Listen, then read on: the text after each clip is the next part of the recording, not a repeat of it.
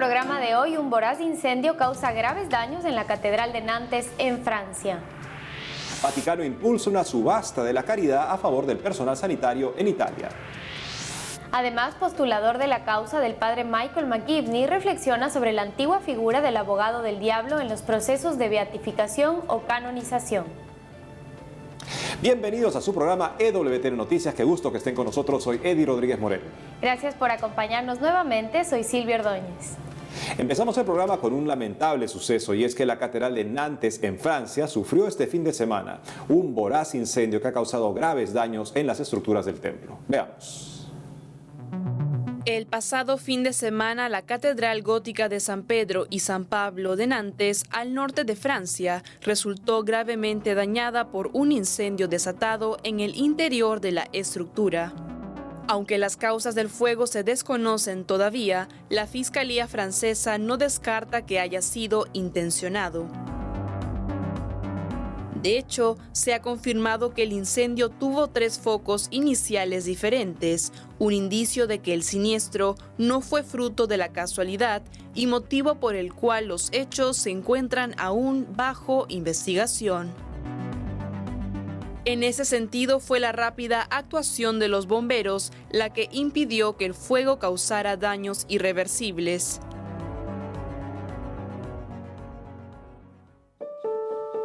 Sin embargo, sí se dieron por perdidos el órgano y numerosas obras de arte que formaban parte del templo. Además, se teme que el incendio haya afectado su estructura interna, ya que las llamas estuvieron concentradas en la nave central. Incluso en los videos que circulan en internet se pueden apreciar grandes flamas surgiendo desde el interior de la catedral, cuyas vidrieras han quedado destruidas. Por su parte, Monseñor Michel Aupetit, arzobispo de París, afirmó en un mensaje publicado en su perfil de la red social Twitter que una catedral incendiada es una experiencia que desearían no haber vivido de nuevo. No obstante, agradeció de corazón a los bomberos que una vez más han demostrado su valentía. Asimismo, aseguró sus oraciones por ellos y por todos los que en Nantes, católicos o no, se sienten dolidos por este nuevo drama. Como se recuerda, este incendio se produce algo más de un año después del fuego, que también afectó gravemente a la emblemática Catedral de Notre Dame de París en abril de 2019. Al igual que en aquella ocasión, el valor religioso y patrimonial de esta catedral es inmenso y su pérdida sería irreparable.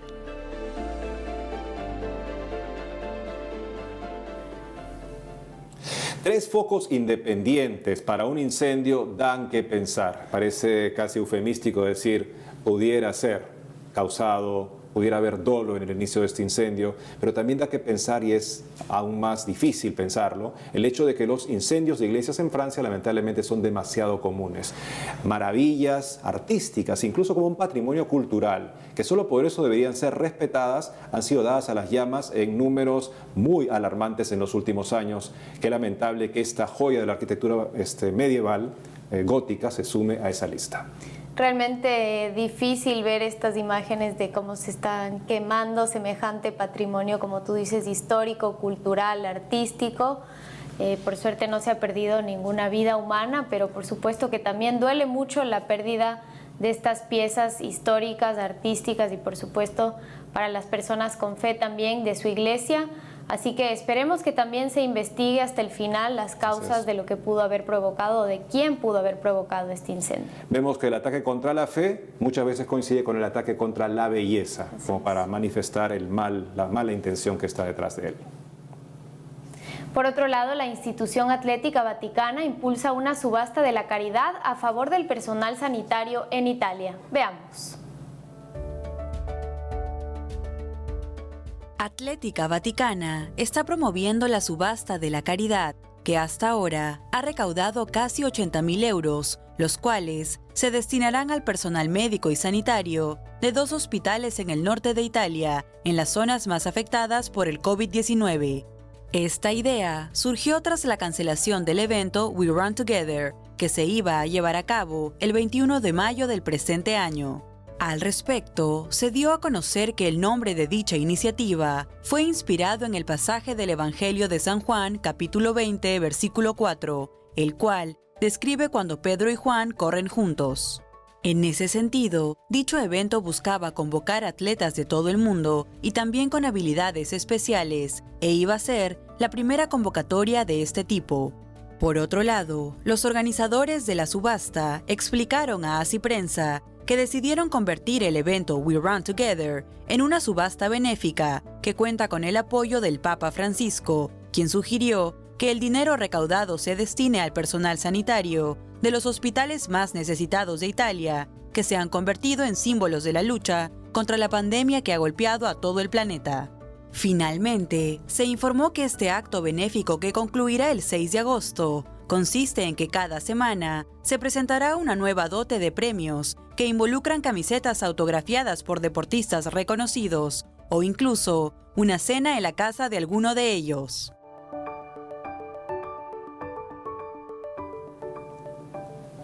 Ahora nos vamos hasta Roma rápidamente con nuestro corresponsal Miguel Pérez Pichel, quien nos trae una entrevista con Andrea Ambrosi, postulador de la causa del padre Michael McGivney, fundador de los Caballeros de Colón, quien nos hablará sobre cuál es el trabajo de un postulador en un proceso de canonización y beatificación. Adelante, Miguel. Hola, un saludo desde la capital de Italia. El trabajo de los postuladores de las causas de canonización puede parecer que a veces se queda en un segundo plano mediático. Por eso hemos hablado con Andrea Ambrosi, el postulador de la causa de canonización del padre Michael McGivney, fundador de los Caballeros de Colón, que nos ha explicado algunos detalles de su trabajo. Entre otros temas, ha reflexionado sobre el papel y la figura del abogado del diablo, antigua figura de los procesos de canonización que fue eliminada tras la reforma del año 1983. Antes sí, había la figura del abogado del diablo, aquel que tenía el encargo de buscar defectos del siervo de Dios. Trabajaba en contra, mientras el abogado trabajaba a favor, él trabajaba en contra, y por eso se le llamaba el abogado del diablo. Era el promotor general de la fe y era muy severo en su búsqueda. En ocasiones eran defectos que parecían pequeños, ahora parecerían muy sencillos, pero su encargo era buscar para decir que si un siervo de Dios, por ejemplo, si alguna vez bebía un vaso de vino, inmediatamente formulaba una acusación contra la templanza. En ocasiones se era muy severo. De hecho, las causas eran muchas menos que ahora, porque estaba esta figura contra la cual era necesario discutir, luchar siempre contra esta situación, que afectaba un poco a todo.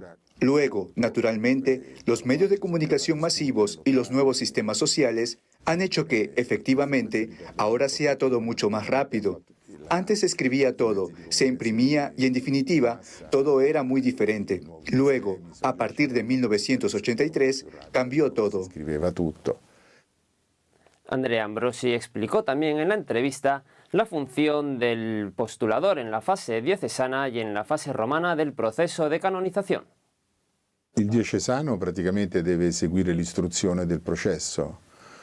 El diocesano en práctica debe seguir la instrucción del proceso.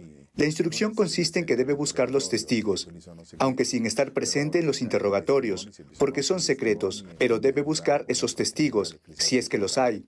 Y también ayudar al tribunal eclesiástico local a proceder para preparar una lista de textos. Luego, aconsejar las comisiones histórico y teológico en el trabajo que deben hacer, pero siempre desde fuera. No puede estar dentro del tribunal porque no está permitido. Por lo tanto, digamos que en la fase de instrucción es importante el postulador diocesano porque ayuda al tribunal. Usted sabe que, por desgracia, hay tribunales donde no hay personas muy expertas en este campo.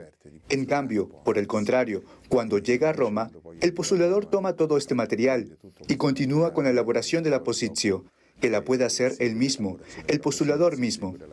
Primero sobre las virtudes para llegar al decreto de venerable, y luego para la beatificación, y después para la canonización.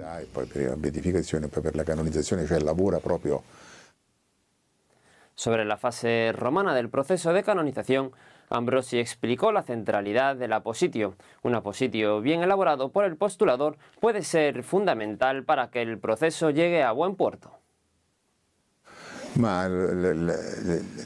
Lo más difícil de afrontar son las fases romanas, cuando se elabora la positio, porque la positio luego se somete a discusión, debe examinarse. Si es una causa histórica y por lo tanto no hay testigos directos, la positio la examina en primer lugar un grupo de 6 consultores historiadores, luego 9 consultores teólogos y después 15 cardenales arzobispos. Por lo tanto, en todos estos pasos, naturalmente, pueden surgir obstáculos en cualquier momento, como me está sucediendo. Luego están las causas que pueden bloquearse, porque hay un obstáculo que parece imposible de sortear.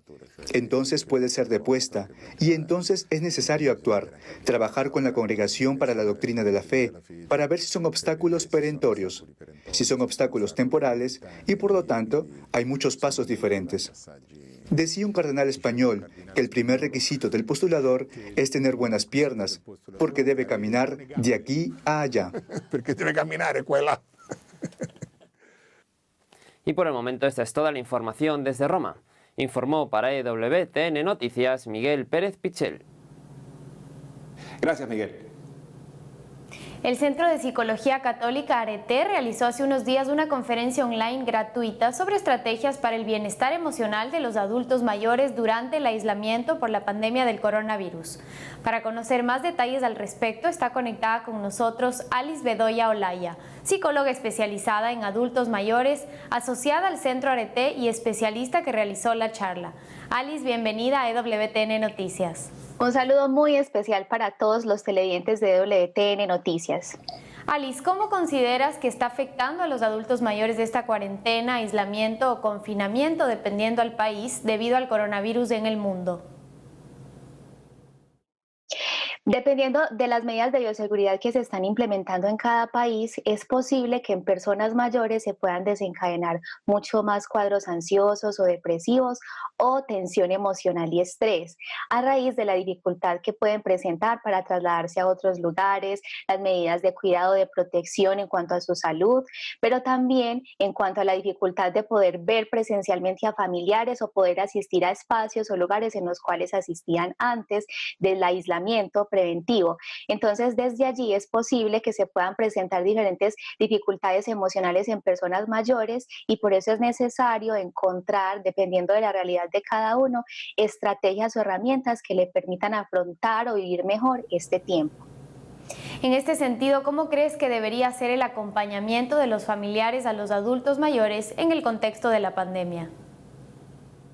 Principalmente desde el caso de los cuidadores o familiares de personas mayores que tienen personas mayores en casa o en otros lugares a distancia, es muy importante partir primero de indagar sobre qué es lo que más le aqueja o le preocupa, porque a veces se intenta ayudar sin saber realmente las necesidades propias del adulto mayor. Por ejemplo, si presenta más preocupaciones con relación a presentar un contagio o más con relación a la dificultad para conversar con algún familiar, con algún pariente o amigo cercano. Entonces, es necesario primero partir de indagar sobre las necesidades más particulares que puede tener el adulto mayor para que desde allí se le pueda acompañar mejor. Y también tener en cuenta 4 aspectos o dimensiones fundamentales para hacer un seguimiento de ellas. La primera es la dimensión corporal, cómo está en cuanto a su salud física. También está la dimensión psicológica, cómo está a nivel emocional, a nivel mental el adulto mayor, el área social con relación a la manera de interactuar con otras personas, tener contacto con familiares, cómo puede también hacer actividades diferentes que le ayuden a despejarse un poco en lo cotidiano. Y también está la dimensión espiritual, que es muy importante también aprovechar este tiempo para seguirla fortaleciendo como una manera de afrontar mejor este tiempo. Finalmente, ¿qué consejo le darías a los adultos mayores que se sienten agobiados por esta crisis que se está suscitando en el mundo? El primer consejo, y creo que es fundamental, es que se permitan pensar en que es posible afrontar este tiempo, que con paciencia, que con disposición van a poder encontrar maneras cada vez de irlo asimilando. Van a haber momentos fáciles y momentos también difíciles, pero lo importante es que se permita pensar en que todo se va a poder ir enfrentando poco a poco y también desde allí hacerles la invitación especialmente de que se dispongan, de que intenten en lo posible abrirse a hacer actividades que antes no hacían, porque también puede ser un tiempo para que los adultos mayores experimenten otras experiencias nuevas que les ayuden también a sentirse satisfechos, a disfrutar momentos en el presente, como por ejemplo intentar hacer videollamadas, conversar con amigos cercanos, con personas con quienes antes no tenían contacto. Es tiempo para contar anécdotas sobre el pasado, permitirse también hacer ejercicios de movilidad corporal en casa, jugar, hacer juegos de mesa. Es un tiempo para que se dispongan a hacer quizás aquello que antes del aislamiento no realizaban. Alice Bedoya Olaya, muchas gracias por haber estado con nosotros en EWTN Noticias. A ustedes muchísimas gracias por la invitación y un saludo muy especial para todos los televidentes de EWTN Noticias. Gracias otra vez, Alice. Amigos, tenemos que hacer una pausa, pero al volver, estudio indica que disminución de nacimientos reducirá la población mundial a la mitad en el 2100. Además tendremos una entrevista con el canónigo de la Basílica de Guadalupe, quien nos contará sobre una conferencia online que realizará. Ya regresamos con más información en EWTN Noticias.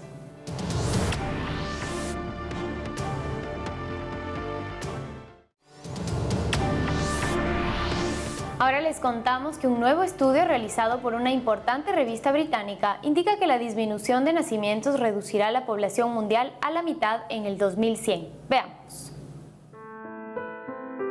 Un nuevo estudio publicado en una importante revista médica británica predice que toda la tasa de fertilidad en el mundo caerá muy por debajo del nivel de reemplazo para el año 2100 y que la población de muchos países disminuirá a la mitad en el próximo siglo. En esa línea, el pasado 14 de julio, la reconocida revista de medicina The Lancet publicó el artículo titulado Escenarios de fertilidad, mortalidad, migración y población para 195 países y territorios de 2017 a 2100, un análisis predictivo para el estudio de la carga mundial de la enfermedad, en el que los investigadores detallan que descubrieron que la tasa de fertilidad total, el número promedio de niños nacidos de una mujer a lo largo de su vida, caerá a 1.66 en todo el mundo para el 2100. Frente a este posible contexto, los investigadores expresaron que sus hallazgos sugieren que las tendencias continuas en el nivel educativo femenino y el acceso a la anticoncepción acelerarán la disminución de la fertilidad y el lento crecimiento de la población, y que estos resultados podrían tener efectos dramáticos en todo el mundo. En ese sentido, encontraron que si las tendencias no mejoran, 23 países, incluidos Japón, Tailandia y España, perderían más del 50% de sus poblaciones entre el 2017 y el 2100 debido a las bajas tasas de natalidad. Cabe resaltar que la Fundación Bill y Melinda Gates, que financió este estudio, se enfoca en parte en la distribución de anticonceptivos como un medio de prevención de la pobreza.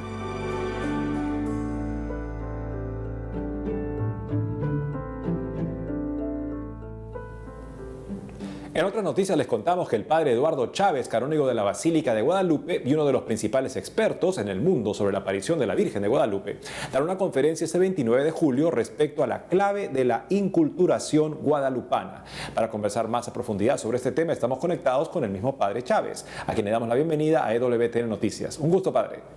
¿Qué tal? Mucho gusto. Qué gusto. Padre, ¿cómo así tomó la decisión de realizar esta conferencia online sobre la clave de la inculturación de la Virgen de Guadalupe? Mira, es un ciclo de conferencias en realidad que gracias a estas noches de museo que se dan, estas conferencias en el Museo de la Basílica de Guadalupe, pero ahora con esto de la pandemia lo estamos haciendo virtualmente así, con cámaras y todo. Y es uno de los puntos más importantes de la aparición de Nuestra Señora de Guadalupe, que es esa clave de la inculturación. Inculturación del Evangelio que ella hace es perfecto, como dice San Juan Pablo II. Es decir, ella pone a Jesucristo, nuestro Señor, en el corazón de todo ser humano, de todos los tiempos, de todas las épocas. Además, ella toma, lo que dice el Concilio Vaticano II, las semillas del Verbo y las lleva a la plenitud en Jesucristo nuestro Señor. Este es el centro, digamos, de todas estas conferencias. Esta va a ser la número 3. Si las personas no han visto la 1 y la 2, no se preocupen. Cada uno de estos ciclos son como separados en cierta forma para entender, para mí, la clave de la enculturación que hace ella. ¿Y nos podría comentar cuáles son algunos de los detalles más relevantes que abordará durante esta conferencia?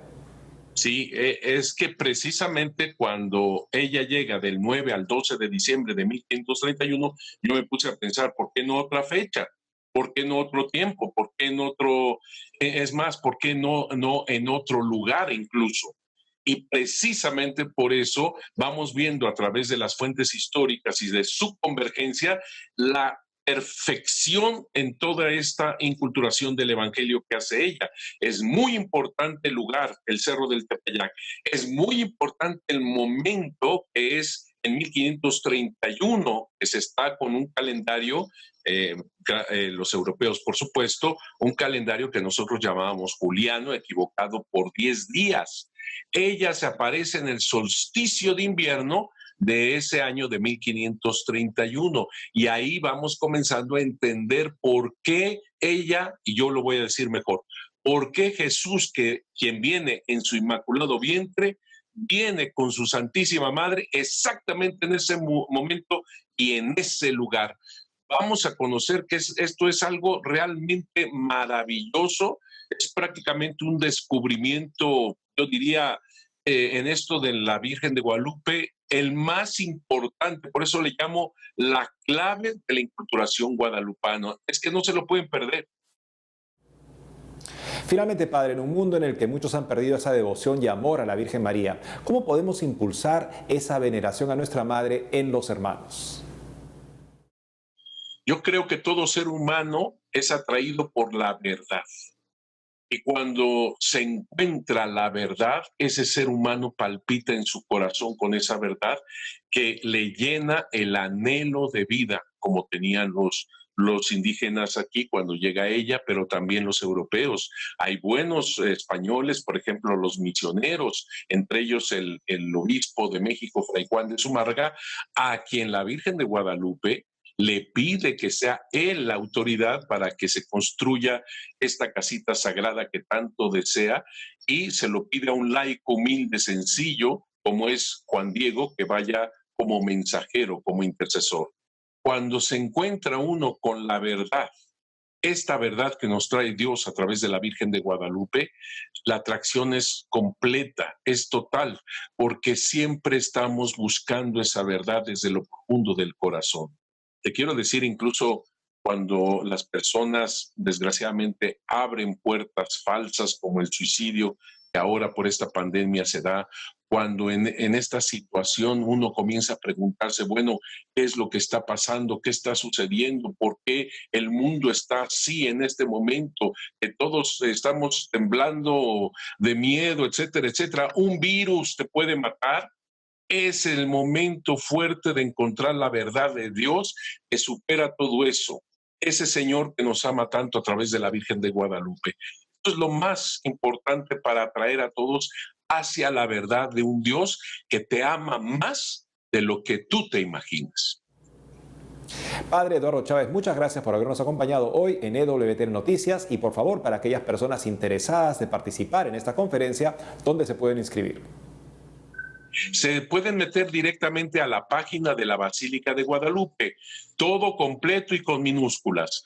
Virgen de Guadalupe, ya sabes, www.virgendeguadalupe.org.mx. Pero casi todos los buscadores, nada más de poner Virgen de Guadalupe, le da la página de la Basílica de Guadalupe y ahí estaremos, seguramente está el título fuerte ahí, en Noches de museo. Y ahí tenemos esta conferencia y no se pueden perder las demás conferencias porque cada último miércoles de cada mes se dan este tipo de ciclos y realmente es algo maravilloso entender, comprender, porque nadie ama lo que no conoce y por eso es muy importante conocer más a Nuestra Señora de Guadalupe, ella que nos trae el amor de Dios. Que Dios los bendiga y gracias de verdad.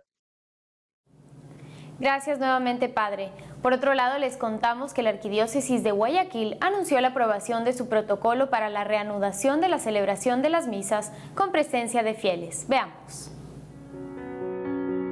Hace unos días, la Arquidiócesis de Guayaquil, en Ecuador, anunció la aprobación de su protocolo presentado a las autoridades para la reanudación de las misas públicas en la ciudad.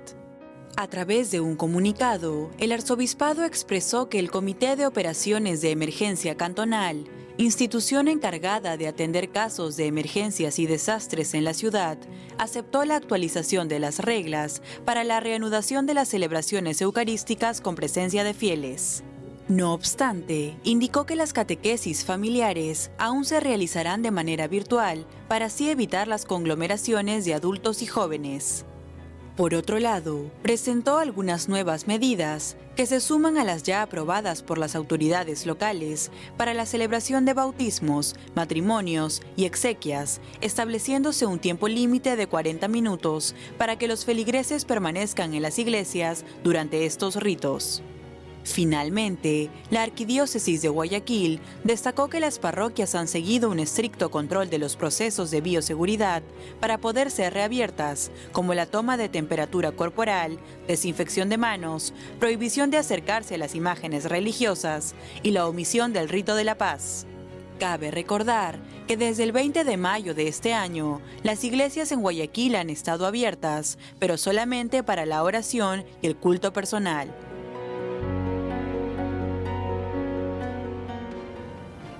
Y con eso, amigos, hemos llegado al final de nuestro programa. Gracias por habernos acompañado. No dejen de seguirnos en las redes sociales y en ewtnnoticias.com. Hasta pronto.